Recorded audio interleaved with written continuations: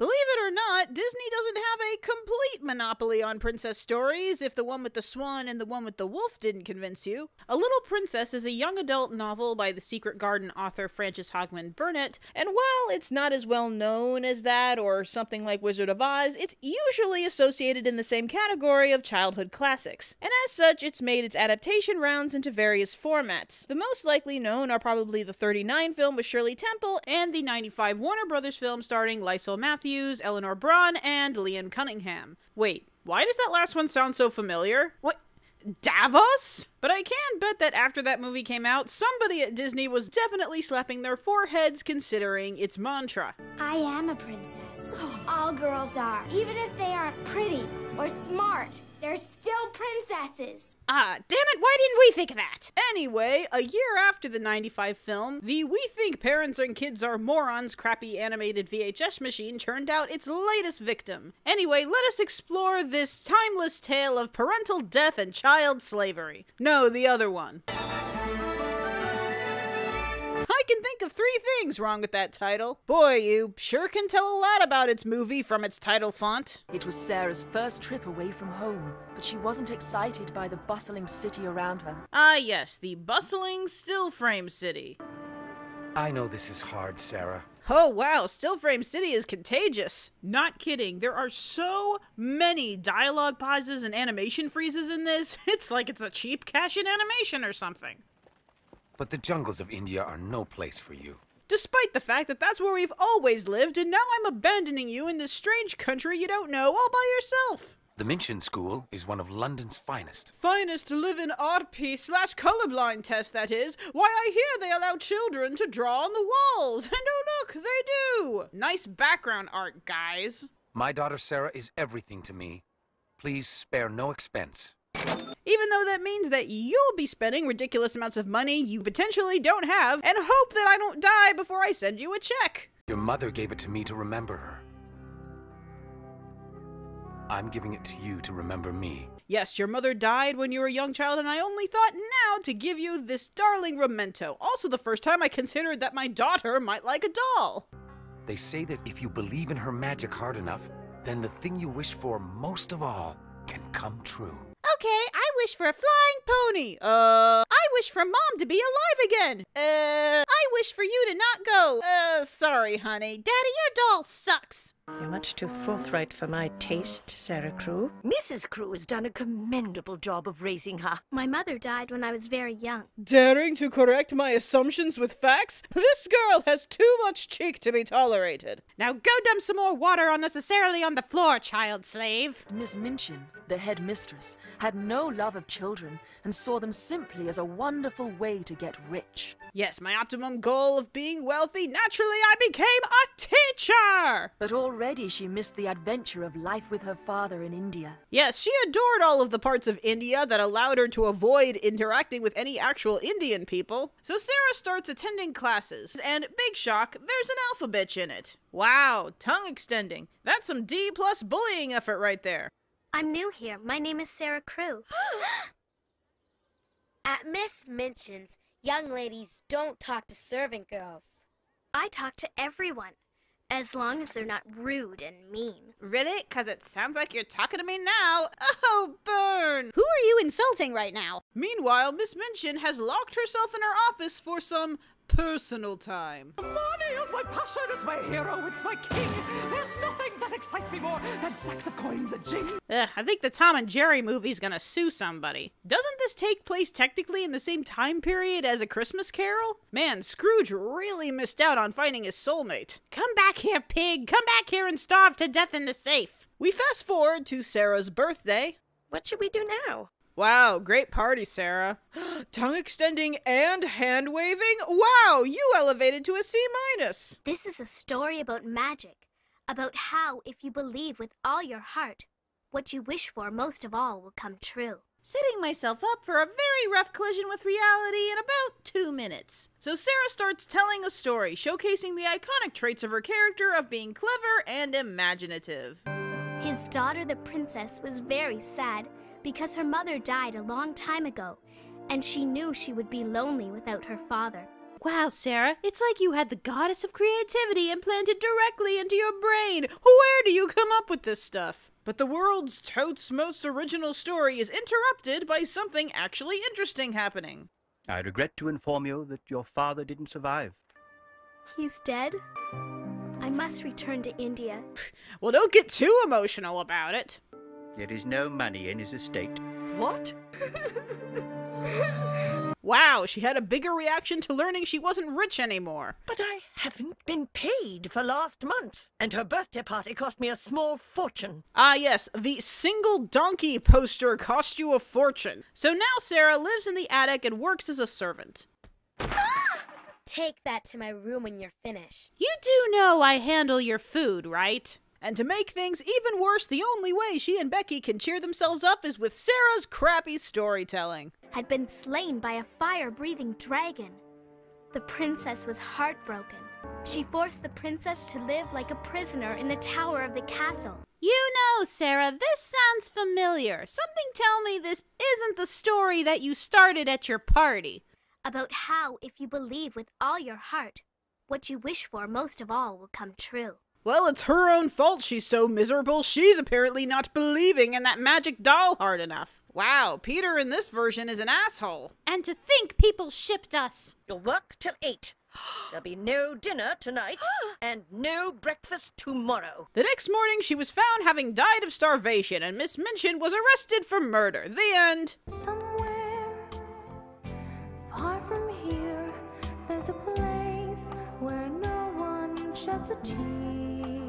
If only, but there really isn't. Even in places where people have perfect health and immense riches, they still find something to bitch about. Is Rainbow Bright drunk again? Why is this city so pink? Waste not, want not, Ermengarde. I'm sorry. I'm not hungry, Miss Minchin. Yeah, I'm not hungry. That's why all of the food is gradually vanishing from my plate. I mean, damn it, I'm bad at this. What is going on here? Disobey me again, and I promise you I'll put you out on the street. Big threat. She could probably get more food out there. The cook was going to throw this out. I thought you'd like some. This tastes so good. My favorite, circles of beige. And we'll have a big house, and there'll always be lots of food, and you'll never have to scrub a pot or fill an inkwell again. Yep, and without an education, we'll surely find a way to afford that huge house and food without cleaning. It wouldn't shock me at all if Miss Minchin deliberately set up a parents' night just to rub it in Sarah's face. See? All of the other kids' parents are not dead. It's great to be of nobility. Wow, 3 time-wasting music numbers. Even the Shirley Temple one only shoved in 2 bite-sized ones. Well, not including the pointless dance dream sequence. Ah yes, rich people are known for bringing their giant lint rollers to parties. Ah, at elementary school, the perfect place to get sloshed. Minchin, have you seen my parents? Your parents are still in France on business. They'll see you in the new year. Oh, we're going this route. Feeling sorry for the rich children because they don't see their parents. Yeah, that's gonna make me feel bad for her while Sarah is starving to death. This is the best pastry at the party. I saved it for you. What Lavinia didn't know is that this pastry had spent a certain amount of time in the servant's bathroom. Yeah, why do we need the Indian cohort when we have this stealing of the silverware subplot? That's because I didn't steal any. But I did find this. No, I was going to eat that! And now we return to unoriginal hack masterpiece theater. One day, just to punish the princess, Lady Malaquant stole the princess's magic doll. Okay, the magic doll doesn't even have real magic in the fictional story. Sarah, you suck at this. Wait, I thought you said she was treating her like a slave, so why is she still in her princess clothes? This is an auditory story. How do you know what she's wearing? Wow, the doll really is magic. It placed itself right on this narratively convenient table because clearly Miss Minchin wouldn't have been this stupid. Damn it, why do all of the children I starved to death run away from me? Oh well, at least now I'll get to keep that penny I was saving for their food for myself. I'm happy to inform you that Mr. Richard Crewe is alive. Whoops! Oh wow, the father is actually dying. That's more than in the other stories where he more often had amnesia. It's your fault they ran away. They wouldn't have gone if you'd treated them better. Apparently Lavinia's last name is Blackpot. She's right. You're wrong to make Sarah feel unwanted. Yeah, but Becky, who cares? She's not part of the master race. But I will give this film that while it has the creativity of drywall, Lavinia's shift into Sarah's not bully is slightly more believable here, as apart from the "have you two actually had a scene together?" or 40 plus episodes of torture and humiliation ending with, "Yeah, I know I basically set you on fire, but besties now, Kay?" Seriously, I do like the anime, but after 40 episodes, the only way it was going to be satisfying is if Sarah got to brand lying across Lavinia's face with acid, and then afterwards gets eaten by a bear. At least in the Shirley Temple one, she got some sort of revenge. Wow, I was right. This is more food than we got all week at school. I say, giving free food to starving children, not on my watch. Hey, I know we were just running for our lives, but let me finish that story now. Just as the princess had hoped, her father was alive. How the f*** do you know he's okay? Or did you decide just now to actually start being creative? Did the princess find the king in time? I don't know.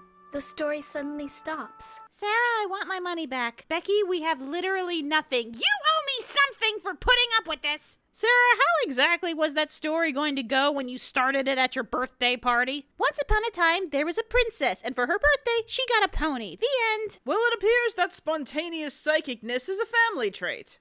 Sarah's getting on that boat tonight. She's off to India to find me. Oh no, Sarah and Becky are getting on a boat to India and her father's in whatever city this is. Oh, I wonder how this will end. Sarah! Father? Sarah! Oh yeah, a huge ship departing with thousands of people yelling, and Sarah can make out the one voice. And then he died, and they went back to Miss Minchin's, and nothing changed. Ugh, no. Your recovery is nothing short of miraculous. Not so miraculous, Doctor, when there's something to live for. That's right. All those Disney parents just didn't love their kids enough to not die. Oh, but because it's another kid's story about how kindness wins above all else, we of course have to forgive the potential murderer. I'm not wanted here, so it's best I go. I bet there's a place for you here if you want it. Cleaning toilets with your face for all eternity. Yeah, Miss Minchin is another one that hardly ever gets the comeuppance she so richly deserved, namely getting her entrails devoured by an alien baby. But point one for Warner Brothers for doing something. After the way I treated you? Oh no, you misunderstand me. I can forgive you, but when my father finds out what you did to me, he is gonna rack you like Jigsaw. And so all ended well for the princess and her father. Oh my god, who cares about the stupid story? Sarah, it has been literally years since that party. None of us give a flick how that story ended. Some say that it was the magic of the doll Amalou that brought Sarah and her father together. Who? Who the hell is saying that, and where are they so I can kill them? I know you'll be shocked to hear that this dollar store VHS has the quality of a dollar store VHS. It's not even so bad, it's funny, like some other fairy tale knockoffs. It's just so cheap and trite and dull. At least a quarter of the runtime is stretched out by just awkward pauses and dead air. And oh boy, am I glad we inserted that stealing silverware and school bully feels sad subplot into the story, avoiding actual things that happened in the book, like the only actual Indian person Sarah ever meets. Who, by the way, in the 30s one, was treated like an actual character who has, like, conversations with Sarah, but in the 90s, the two just stare at each other like Indian people are wizards or something. And then he gives her stuff, so he's basically a genie. And what is with the pointless story she keeps telling? And I know that as a character, Sarah is a storyteller, but for the purposes of coping with her terrible reality, what is the point of just regurgitating the terrible things that are already happening to her? Just now with the setting of a castle, with a king and a princess and...